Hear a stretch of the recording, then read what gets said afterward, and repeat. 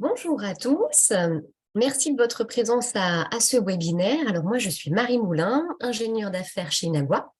Le sujet que nous allons aborder aujourd'hui concerne l'intérêt du no-code pour vos établissements ou vos collectivités.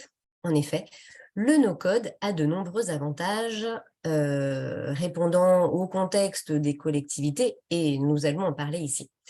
Pour ce webinaire, j'ai ciblé les membres des services informatiques des collectivités, donc je vais principalement m'adresser à cette cible, mais tout le monde est le bienvenu puisque le no-code, c'est vraiment un sujet en vogue et finalement, ça concerne tout le monde.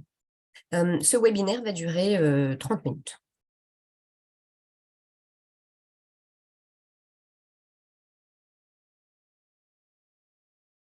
Donc voici l'ordre du jour. Alors on va d'abord introduire le contexte qui m'amène à faire ce webinaire, les enjeux également. Puis je vais vous faire un rappel de ce que c'est que le no-code. On rentrera ensuite dans le vif du sujet en parlant de la méthodologie de Damas, vous permettant d'introduire une solution no-code chez vous. Puis je vous montrerai tous les aspects de l'environnement de conception. Ensuite, j'ai quelques pages concernant la sécurité parce que c'est vraiment un sujet très important pour les services informatiques des collectivités et même du secteur privé.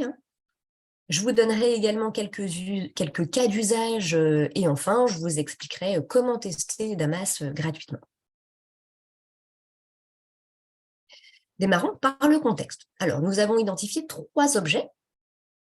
Le premier, c'est le contexte humain, en effet. Vous, au service informatique, eh bien, vous avez des missions principales, mais vous avez aussi beaucoup de missions secondaires qui peuvent parfois vous polluer. J'ai entendu dire la semaine dernière lors d'un salon qu'on passait plus de temps à faire les pompiers qu'à faire notre travail, enfin, concernant les DSI.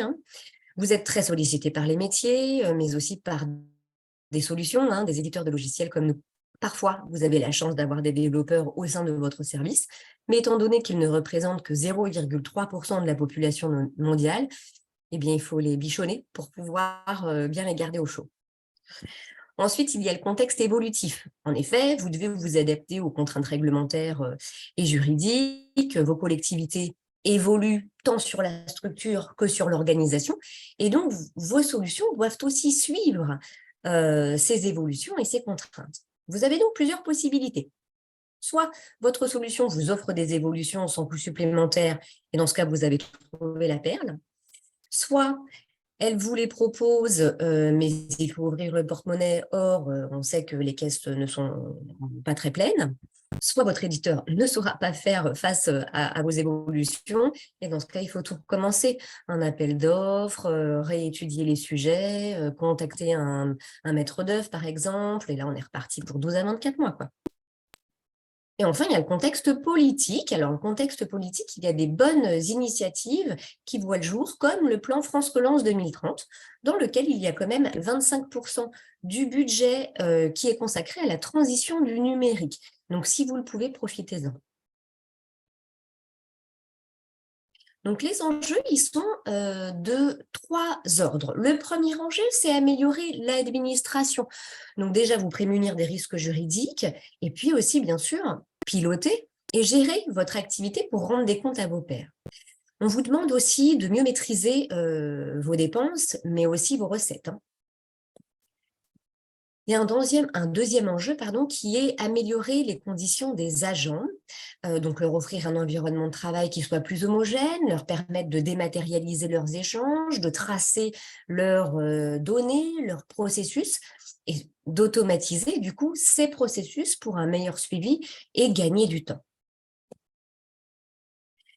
Et le troisième enjeu, il est d'améliorer les relations avec les usagers. Donc, apporter des solutions portées vers l'expérience utilisateur, mais ça vaut aussi pour les agents, l'environnement UX, dématérialiser les échanges pour leur permettre de créer des dossiers de demande plus facilement et puis aussi automatiser les processus. Là, on est dans le même cas que les agents, mais pour eux aussi leur permettre de mieux suivre leur dossier. Alors, par usager, j'entends pas seulement les citoyens, ça peut être les mairies, si vous êtes une communauté d'agglo ou un département, et ça peut être des associations.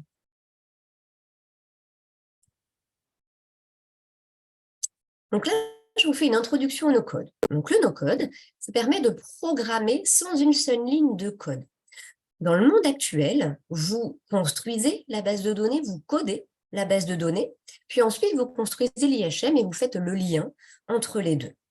Dans le no-code, il n'y a pas cela. En fait, la base de données se structure au fur et à mesure que vous construisez l'IHM. Donc, vous construisez en premier lieu l'IHM et la base de données. Le code, en fait, vient s'ajouter derrière l'IHM automatiquement par des centaines de briques de code que nous vous proposons.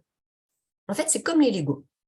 On vous fournit des tas de briques de Lego de toutes formes, de toutes couleurs, que l'on imbrique les unes dans les autres. Et l'intérêt, eh bien, c'est la flexibilité, l'autonomie, la rapidité et l'agilité, en fait. Parce que ces briques-là, si jamais votre solution elle évolue, vous pouvez retirer les briques pour en mettre une autre à la place, ou alors rajouter des briques dans le cas d'une évolution croissante. Donc, le cabinet de conseil américain Gartner Group prédit quand même que d'ici à 2025, il y ait 70% des logiciels qui soient construits soit en no-code, soit en low-code. Alors, dans le monde public et dans le monde privé. La méthodologie de Damas, c'est d'abord le travail collaboratif. Alors nous, chez Inagua, l'éditeur de la solution Damas, nous ne venons pas de votre monde, nous sommes du monde informatique. Donc, lors d'une étude préliminaire, on analyse votre besoin, on effectue la liste des enjeux, la liste des points de douleur également. Et nous allons concevoir ce que nous appelons un modèle de données. Donc, voici là un modèle de données pour les demandes de subvention. Un exemple, donc là, il est composé de 4 modules qui interagissent les uns avec les autres. Le module principal, c'est le module central qui s'appelle dossier de subvention, dans lequel les associations ou les mairies font leurs demandes et depuis lequel les agents derrière, au sein de votre collectivité, vont traiter les demandes. Puis, lors du démarrage, nous faisons une réunion de lancement et de cadrage pour bien recadrer les enjeux. Donc, on va travailler en atelier collaboratif pour construire avec vous le début de votre application. C'est ce que nous appelons les ateliers de co-construction. Ils sont fondamentaux. Ils ont lieu avec le personnel du service informatique, bien sûr, puisque vous gouvernez la donnée. Vous êtes souverain, en fait, des logiciels installés chez vous. Et aussi avec un ou plusieurs membres du métier concerné par cette nouvelle application. Cela nous permet simplement de mieux comprendre votre organisation, votre méthodologie de travail et aussi de tenir compte du vocabulaire que vous employez. Ça paraît tout bête, mais c'est très important pour embarquer les utilisateurs et les agents qui sont utilisateurs dans la nouvelle solution que vous allez implanter. Donc, à la fin de cette première journée de collaboration, on va finaliser la construction de tous les modules périphériques et on aura déjà commencé la création du module principal. Donc, c'est quand même rapide. Ensuite, nous, on va travailler en autonomie, on ne vous sollicite pas pendant tout le projet de construction, sauf si vous le souhaitez, bien sûr. Et on vous présente la finalité et là s'enchaînent des tests, donc vérification d'aptitude, vérification de services réguliers, il y a des corrections qui ont lieu, mais l'objectif, c'est une mise en production fiable et rapide. Donc, vous avez compris, le no-code, ça permet une mise en œuvre assez rapidement, parce que déjà, le no-code nativement permet cela, et ensuite parce que nous travaillons ensemble.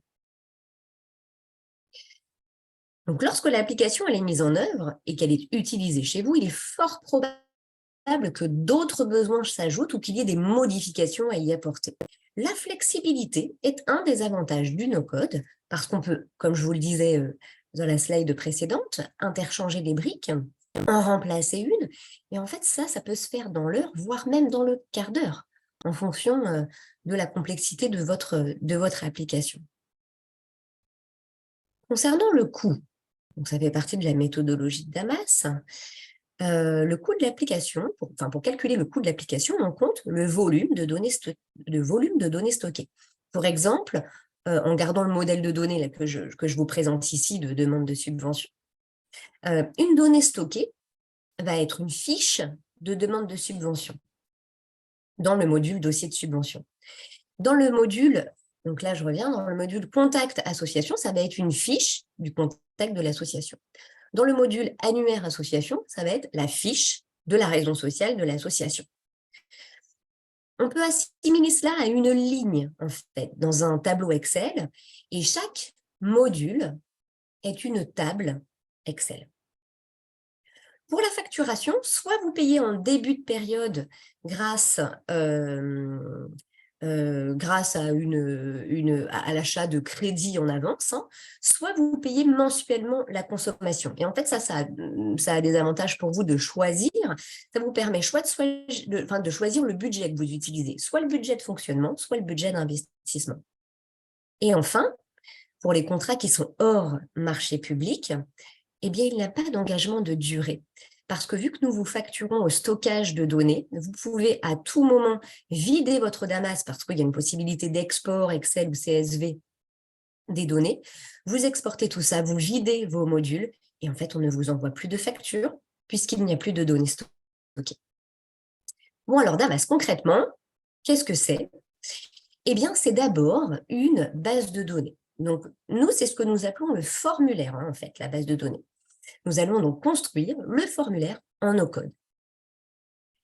C'est dans ces formulaires que vos utilisateurs pourront saisir de la donnée, ou bien que, donc manuellement, ou bien que la donnée s'incrémentera automatiquement grâce à des API, des web services, des récupérations de données sur un serveur FTP sécurisé.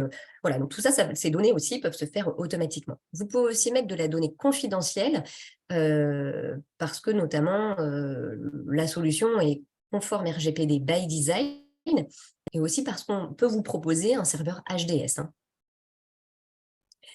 Vous pouvez aussi y mettre dans ce formulaire, enfin l'utilisateur pourra y mettre au final des documents de toute taille et de tout format. Donc cette donnée, une fois qu'elle est saisie par l'utilisateur, il va falloir qu'elle vive. Et c'est là où Damas intervient encore. On va construire le workflow, les processus ensemble, et ça également grâce au briques no-code. Ces workflows sont représentés pour les utilisateurs en fait par des notifications mail ou par des tâches accessibles dans leur corbeille de tâches. Donc chaque utilisateur ne verra que les tâches inhérentes à son profil. Et enfin, en tant qu'administrateur ou que responsable, vous allez piloter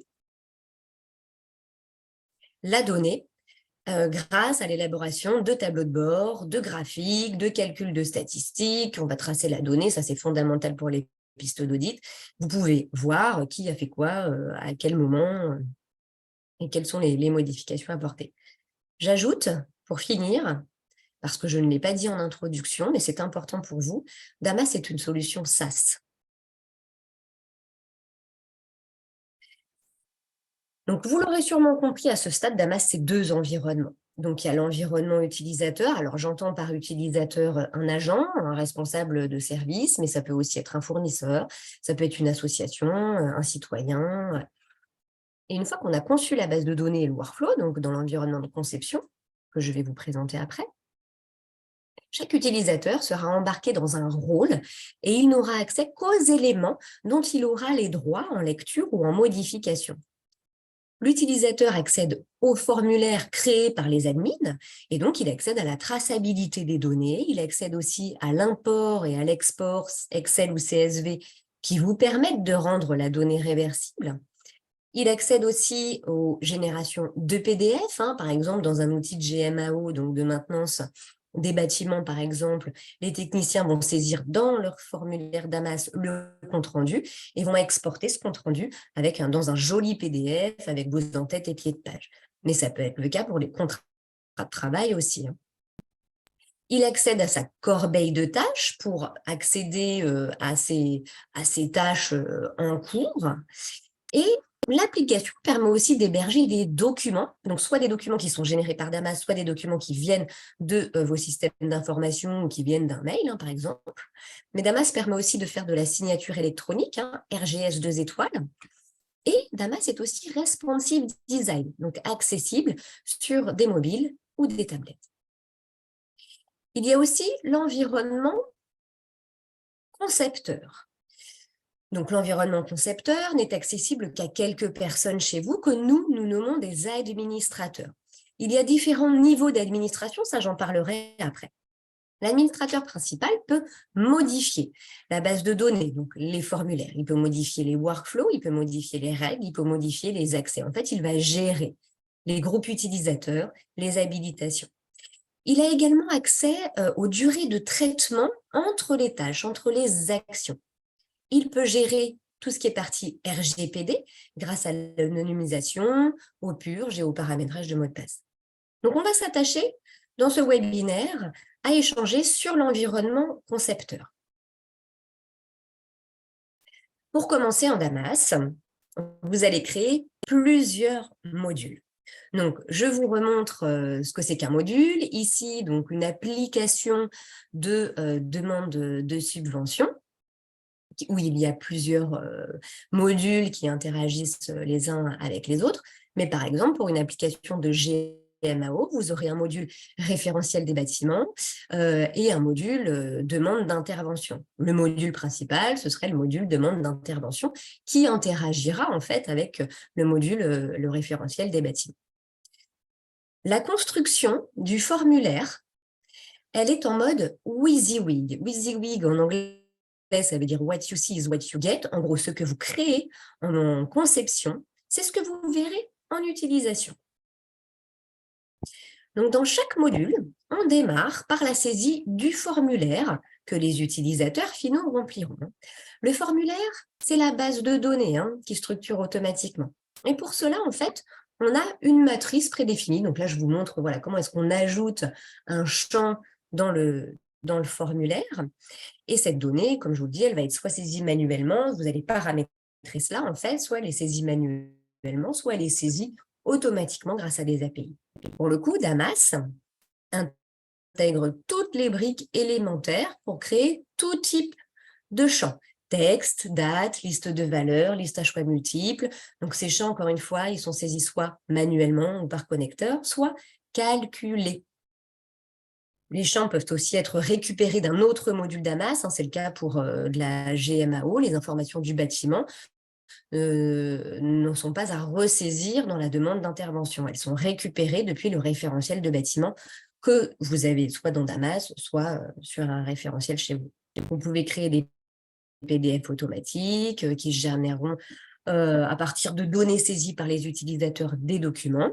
Vous pouvez créer des briques de géolocalisation ou briques GPS pour fournir aux utilisateurs des cartes. Donc, il y a quand même pas mal de choses à faire. En fait, aujourd'hui, même des événements, vous pouvez lier un agenda, faire des réservations de ressources.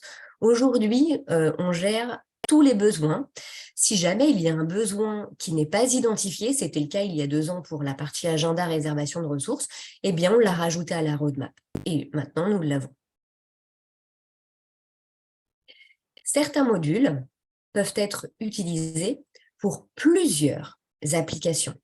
Donc là, je vous remontre l'application de demande de subvention qui est composée de 4 modules.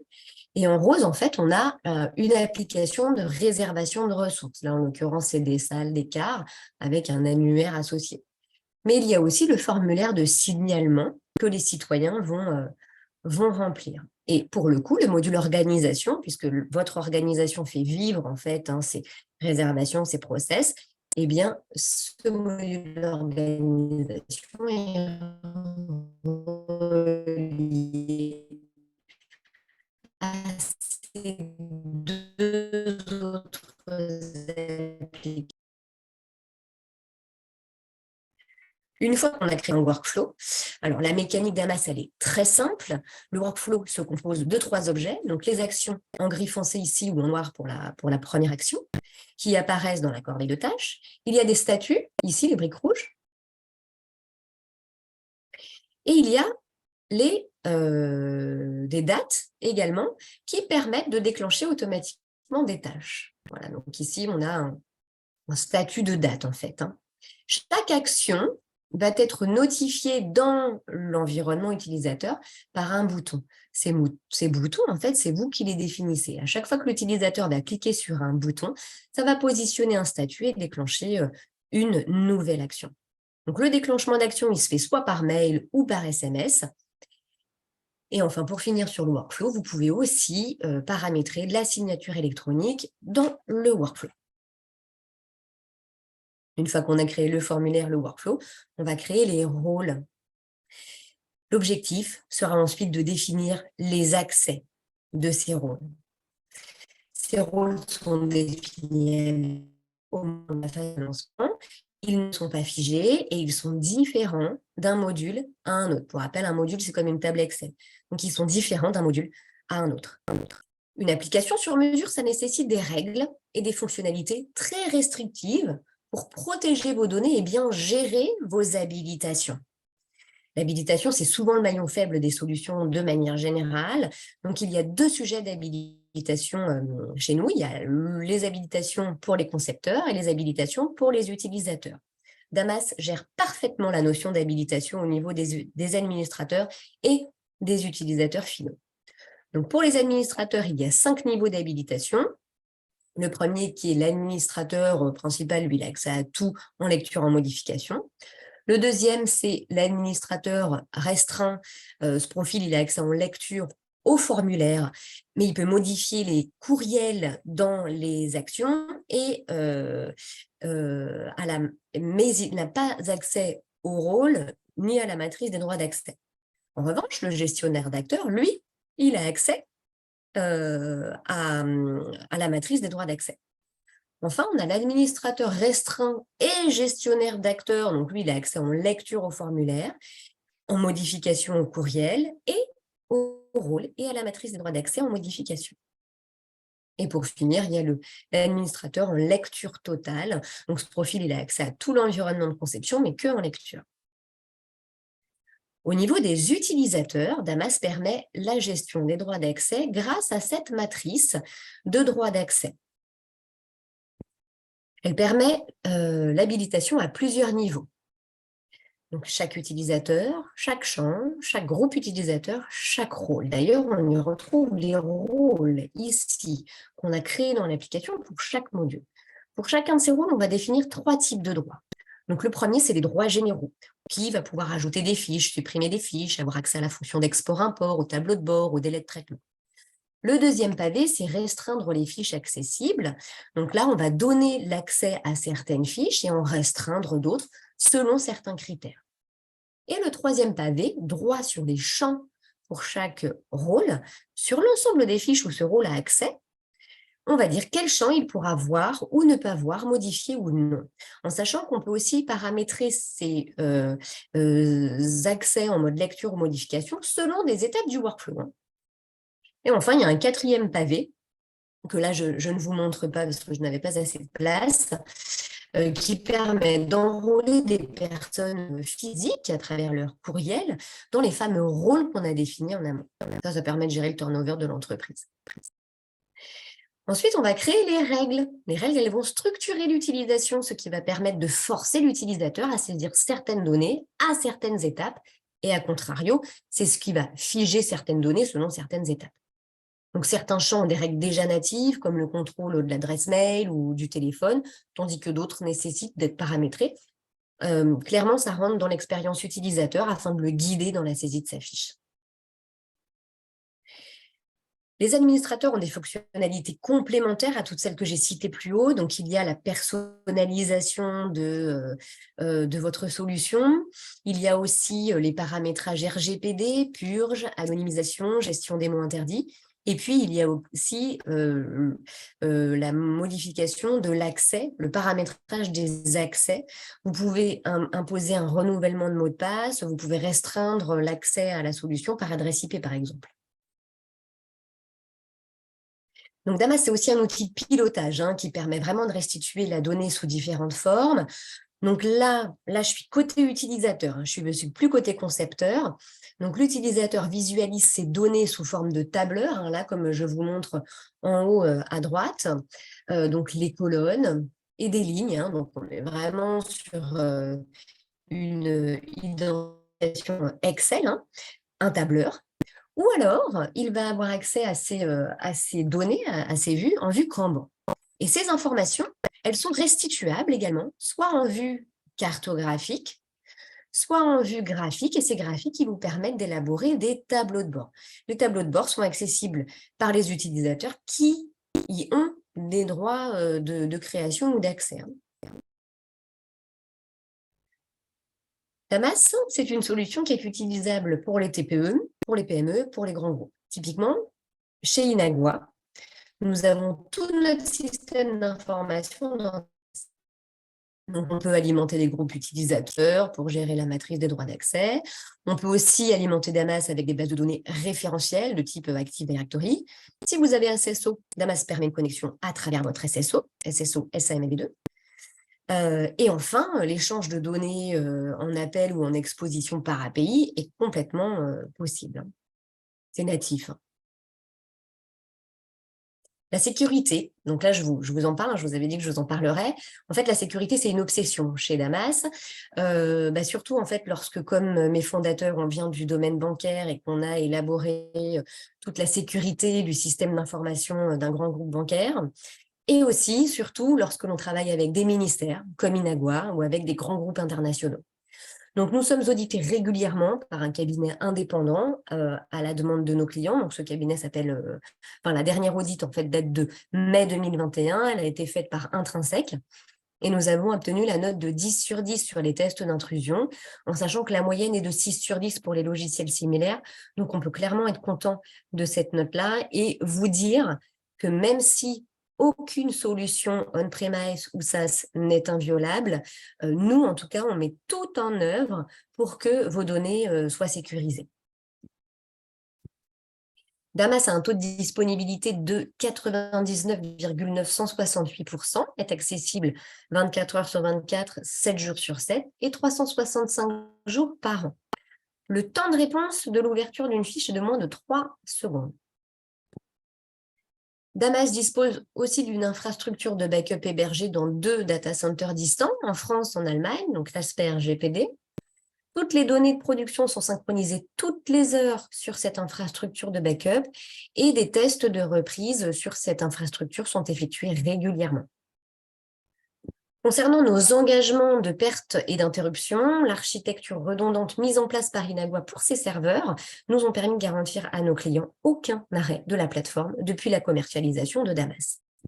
Et le rythme des sauvegardes, il est soutenu. On fait la conservation d'une sauvegarde toutes les heures pendant 4 heures, toutes les 4 heures pendant 24 heures, tous les jours pendant 7 jours, toutes les semaines pendant 5 semaines et tous les mois pendant 12 mois.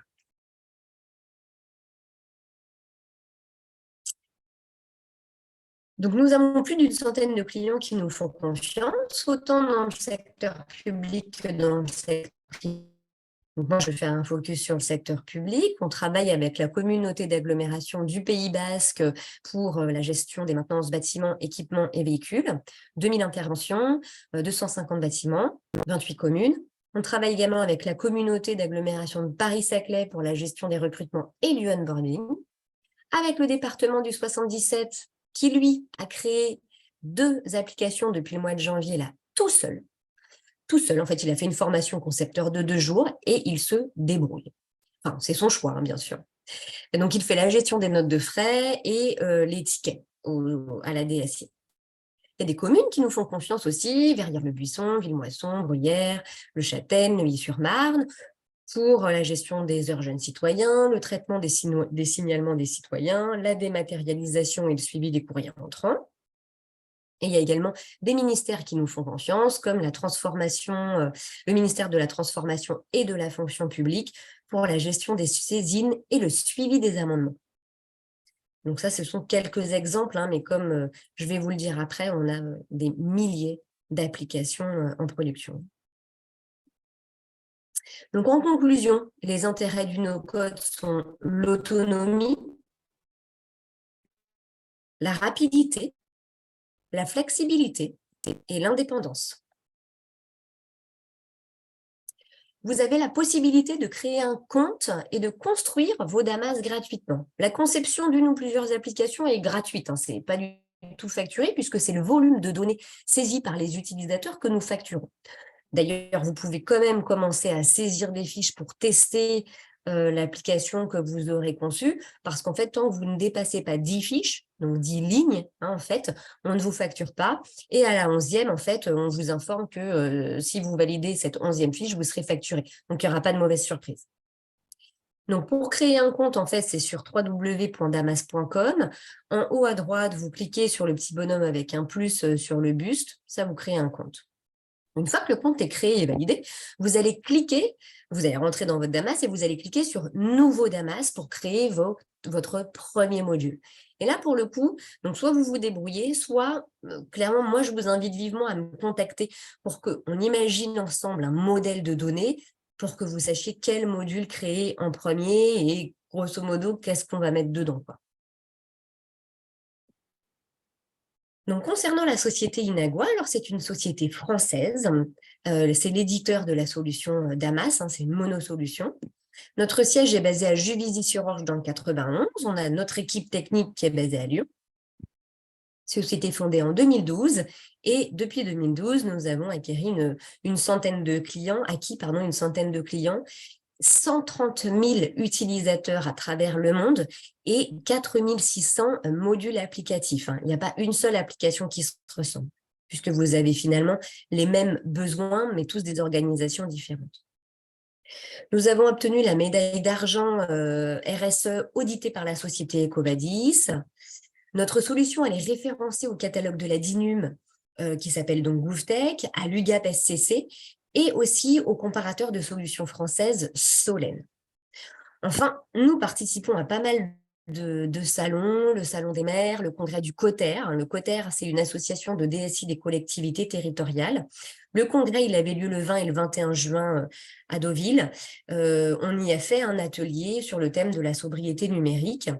Il y avait 800 participants au total sur ce congrès. On est également membre de Eurocloud, France NUM, France Processus, parce que ça nous permet en fait d'être en constante veille sur les évolutions, participer au groupe de travail, etc. Merci pour votre écoute. Donc voici mes coordonnées et donc je suis à votre disposition si vous avez des questions. Merci beaucoup.